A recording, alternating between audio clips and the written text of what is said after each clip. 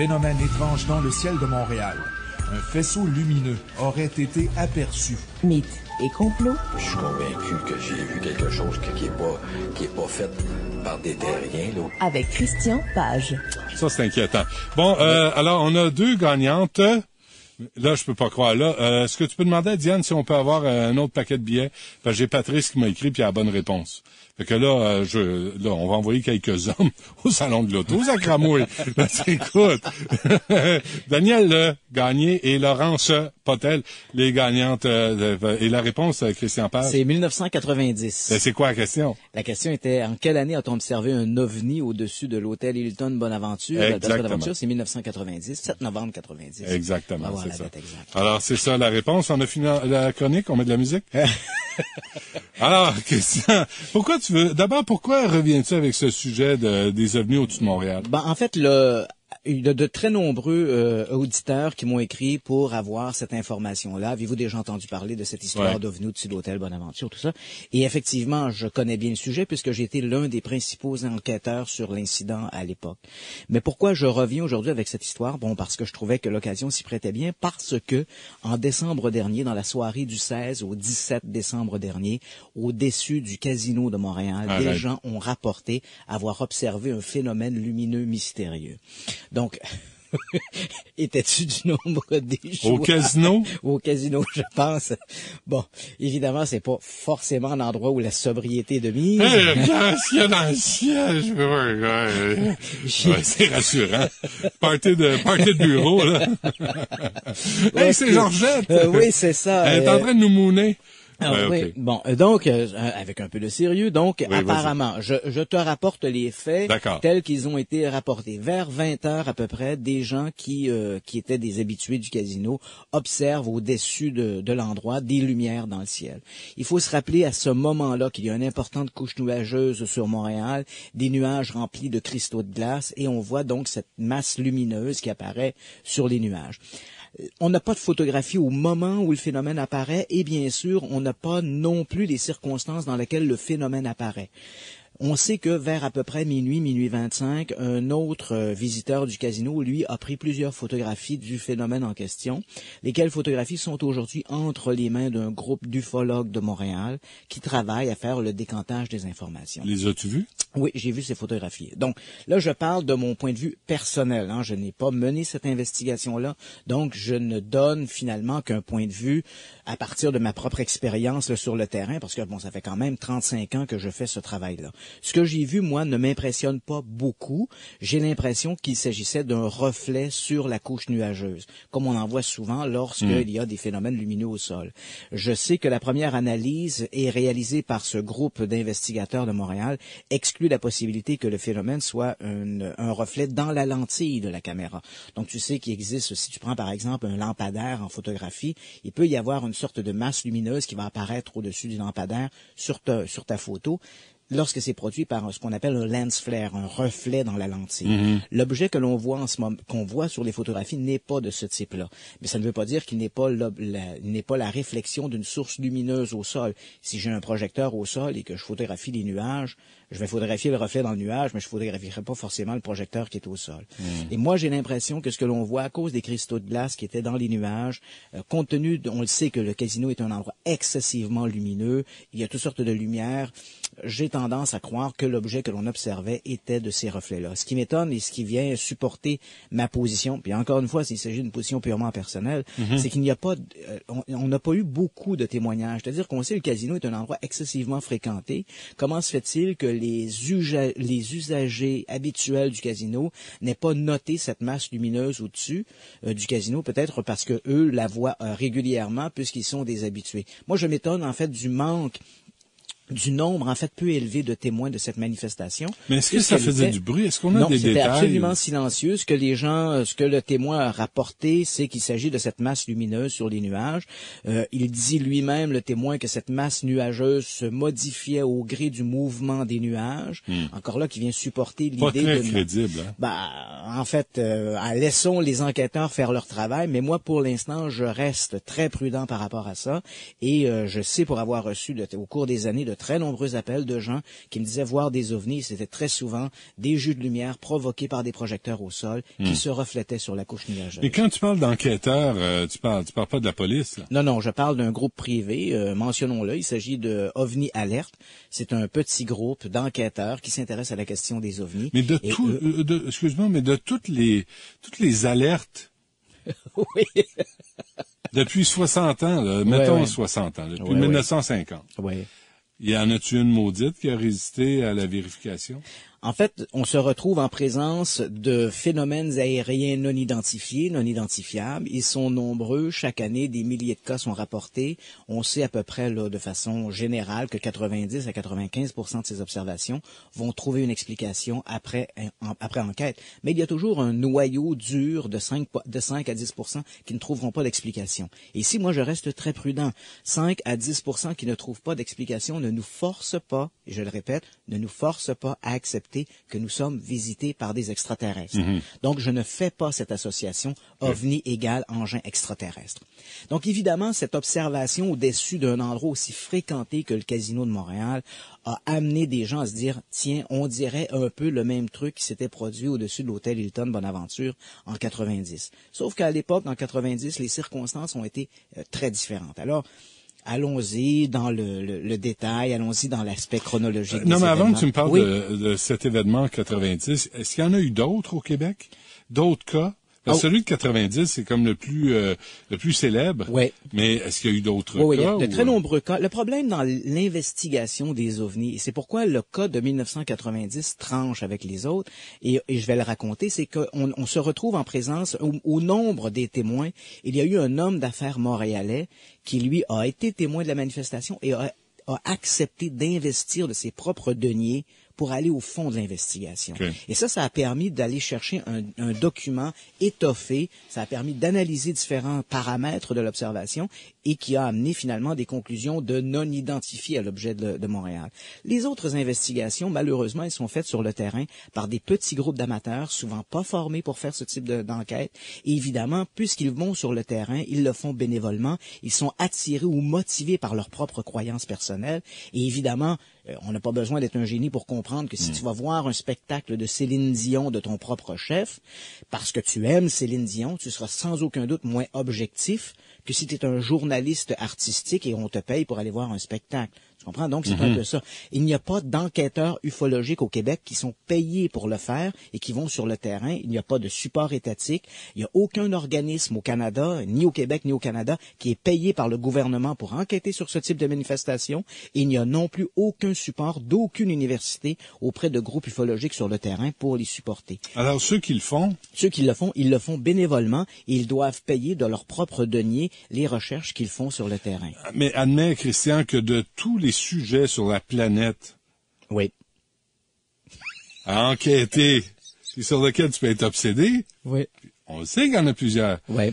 Il me semble que les soucoupes volantes, les ovnis, c'est pas en haut d'une liste de la liste de priorités de gens qui ont autre chose à faire. Ah, absolument. C'est-à-dire, tu vois d'ailleurs, même à l'époque, à la fin des années 60, quand le gouvernement américain a décidé de lâcher, en fait, les investigations sur les ovnis, eux enquêtaient sur le sujet depuis 22 ans. Et en 1969, quand ils ont publié leurs conclusions, parmi les conclusions, ils disaient « Aucune de ces observations ne supporte l'hypothèse d'une visite extraterrestre. Et qui plus est, l'étude des ovnis est inutile et inintéressante sur le plan scientifique. » En 1997, un groupe de chercheurs se sont réunis, un groupe de chercheurs supportés, cette fois-là, et payés par le milliardaire Lawrence Rockefeller, se sont réunis parce que Rockefeller s'était posé la question pourquoi les scientifiques n'étudient pas les ovnis puisque ça semble si intéressant. Et les scientifiques ont répondu parce qu'on n'est pas payé pour le faire. Donc, on le sait, l'argent, c'est le nerf de la guerre et les scientifiques, comme n'importe qui, ont des hypothèques à payer, des familles à faire vivre et la première recherche d'un scientifique n'est pas la vérité avec un grand V, mais c'est la recherche d'argent pour faire de la recherche. Et les organismes subsidiaires qui fournissent de l'argent à la recherche recherche. On le comprend, eux veulent une retombée économique à court ou à moyen terme de leur investissement. Et comme je le dis souvent en blague, si deux scientifiques présentent un projet, un pour étudier les ovnis et l'autre la mousse verte sur les crotons, c'est sûr que c'est la mousse verte sur les crotons qui gagne. Parce que les ovnis, je ne tirerai pas dessous de cette investigation, à moins peut-être quelques principes d'aérophysique ou quelque chose comme ça, mais c'est difficile. Alors que la mousse verte, c'est crotons, qui sait? Peut-être pourrais-je développer un médicament ou quelque chose du genre, et ça semble plus prometteur.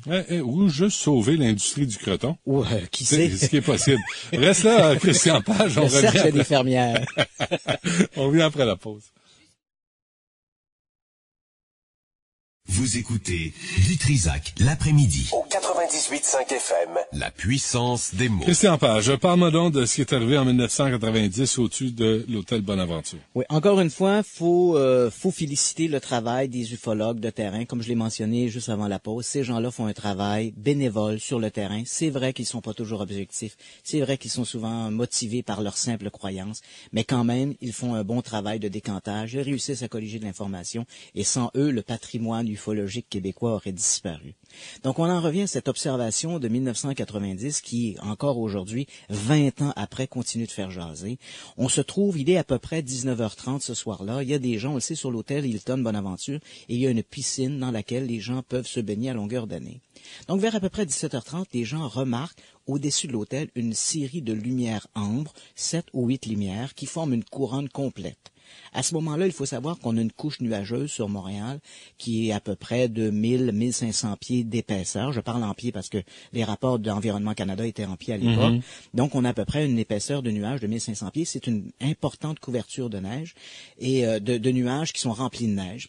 Et à ce moment-là, donc, les gens voient cet objet qui est sous la couverture nuageuse. C'est très important ici. Il est sous la couverture et on va le voir au gré de l'évolution de la soirée. L'objet va peu à peu disparaître dans cette couche nuageuse qui descend sur l'hôtel Bonaventure. Donc, vers 19h30, les gens voient cette couronne de lumière, 7 ou 8 lumières ambre, et au centre, une sorte d'objet un peu plus sombre, mais comme les lumières sont si brillantes, on n'arrive pas vraiment à distinguer cette masse. Évidemment, très rapidement, le personnel de l'hôtel, maîtres nageuses sont informés, le personnel de l'hôtel sont informés, et bientôt, le toit, la terrasse de l'hôtel Bonaventure grouille de gens. On décide finalement de contacter les autorités. En fait, un policier, François Lippé, de la police de la CUM, a déjà été informé de l'incident. Il se rend à l'hôtel Bonaventure, et évidemment, à ce moment-là, il croit essentiellement arriver et prendre un relevé d'observation. Et lorsqu'il arrive, il est lui-même témoin du phénomène. Il va contacter son supérieur, Robert Masson, et là, il dit, écoute, je vois réellement quelque chose, il y a quelque chose au-dessus de l'hôtel. Et peu à peu, donc, les policiers de plusieurs voitures vont être dépêchés à l'hôtel. Les policiers se retrouvent sur le toit et sont eux aussi témoins de la manifestation.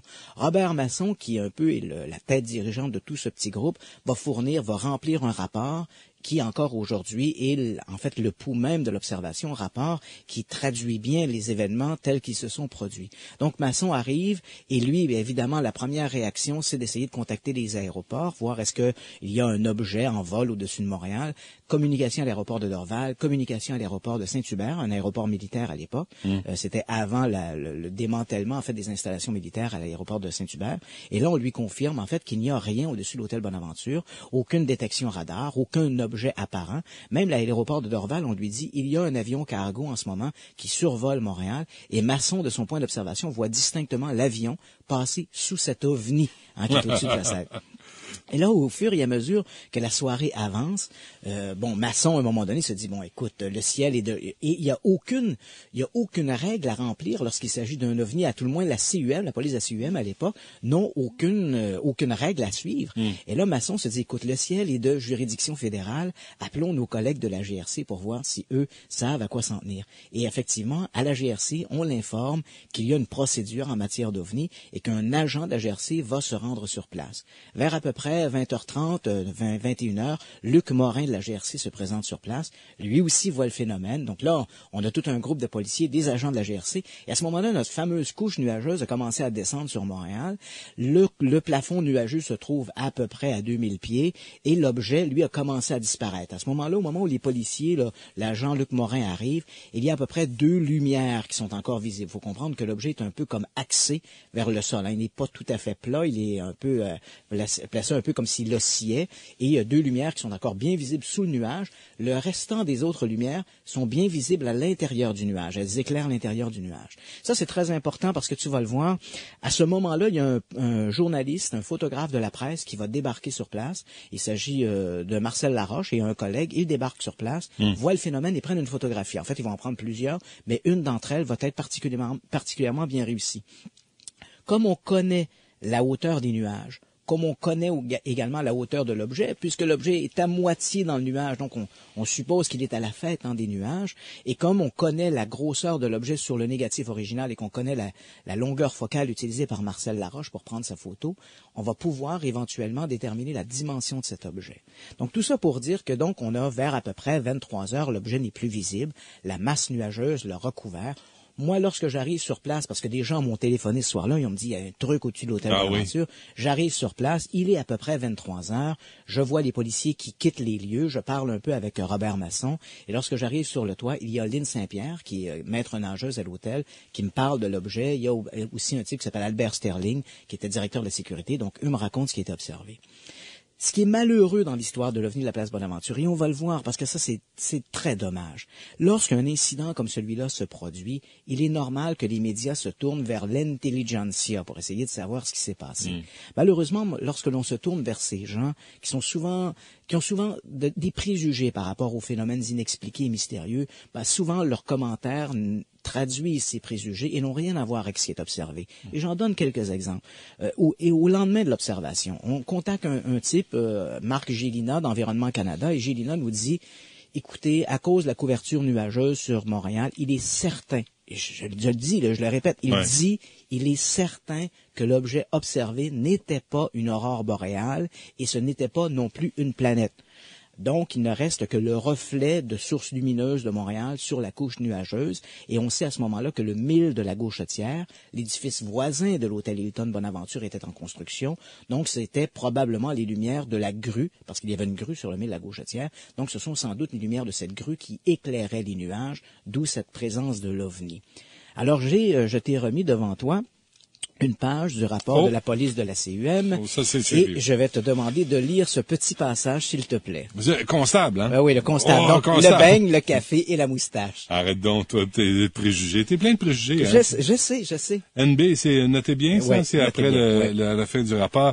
Il dit, croyant qu'il pourrait s'agir des faisceaux lumineux qui pourraient provenir du chantier de construction du mille de la Gauchetière. Référence grue illuminée par de gros projecteurs. Nous avons fait éteindre ces projecteurs. Après que tout soit éteint, on pouvait encore remarquer 2 faisceaux lumineux au même endroit que l'objet observé. Et là, ce que tu viens de lire, c'est un extrait du rapport de police. Et pourtant, cette histoire de lumière sur la grue est continuellement ramenée par les sceptiques pour dire les lumières au-dessus de l'hôtel Bonaventure, c'était les lumières de la grue du mille de la Gauchetière. Mais ils ont fait éteindre les projecteurs. Policiers ont fait éteindre les... Et ça nous montre bien que ces gens-là lancent comme ça dans le public des explications sans même vérifier les sources. Curieusement, le même jour où ce type nous dit il y avait trop de nuages pour que ce soit une aurore boréale et trop de nuages pour que ce soit une planète, donc ça devait être une grue, le même jour, Robert Lamontagne, qui est astrophysicien à l'Université de Montréal, lui nous dit l'OVNI de la place Bonaventure, c'était une aurore boréale. Pourtant, on a une couverture nuageuse de 1500 pieds d'épaisseur au-dessus de la ville. Comment pourrait-on voir une aurore boréale avec 1500 pieds d'épaisseur de nuages? Je ne sais pas. Donc, tu vois, ces gens-là ne vérifient pas leur information. Ils lancent n'importe quoi, tant et si bien qu'aujourd'hui, lorsqu'on parle à l'homme de la rue de l'OVNI de la place Bonaventure, ces gens-là ont tous leur explication, c'est de nous dire « Ah oui, j'ai lu quelque part que c'était les lumières de la grue du mille de la Gauchetière » ou bien « Ah, ça devait être une aurore boréale » ou « Ça devait être une planète ». En même temps, Christian, oui. Ça n'existe pas, les extraterrestres. Bon, voilà. Le problème dans le cas, sans parler d'extraterrestres, il y a eu un événement assez intéressant dans le cas de l'OVNI de la place Bonaventure. Comme je l'ai mentionné en début de chronique, un homme d'affaires, Bernard Guénette, sort de son bureau, voit le phénomène, il m'appelle le lendemain, il me dit, écoute, est-ce que tu as de l'information là-dessus? Je discute avec lui, et il me dit, écoute, moi, je suis prêt à faire des démarches. Si ça coûte des sous, je vais payer, puis faisons-le. Alors, qu'est-ce que ce Bernard Guénette a fait? Faut dire que c'est un homme d'affaires qui est intéressé par la question des ovnis. Donc, il a colligé l'ensemble de tous les rapports, documents colligés sur le terrain par les ufologues de l'époque. Il a pris ces informations. Il a contacté un chercheur du centre spatial NASA Ames en Californie, un type qui s'appelle Richard Hines. Richard Rhines est un gars qui s'intéresse à la question des ovnis. Entendons-nous bien là-dessus. Donc, il dit, Hines a écrit plusieurs livres sur les ovnis, mais c'est quand même un spécialiste de l'optique. Donc, Richard Hines dit à Bernard Guénette, envoie-moi l'information et on va analyser cette information. Ils vont utiliser cette information. Ils vont également numériser la photographie prise par Marcel Laroche. Et en fait, 1 an et demi après, ils vont publier un rapport connu dans le milieu des ufologues comme étant le rapport Guénette-Hines. Et ce rapport nous dit que l'objet observé au-dessus de Montréal était bel et bien un objet physique. C'était pas un reflet dans les nuages. Cet objet-là, selon les estimations les plus conservatrices, faisait 540 mètres de diamètre. Oh, c'est-à-dire l'équivalent de 5 terrains de football. On n'a pas d'explication. Le rapport ne nous parle pas d'extraterrestres. Le rapport nous dit l'existence ou la présence d'un grand objet volant non identifié au-dessus de Montréal reste à ce jour inexplicable. Et encore aujourd'hui, 20 ans après, ça reste inexplicable. Il y avait quelque chose. Il y avait quelque chose, mais on ne sait pas c'est quoi. Christian Page, merci. C'est toujours un plaisir. Merci à Larry, à François et à Maryse. Merci à vous d'avoir été là et on se reparle demain dès midi. Il y a Paul Oud qui suit après cette pause.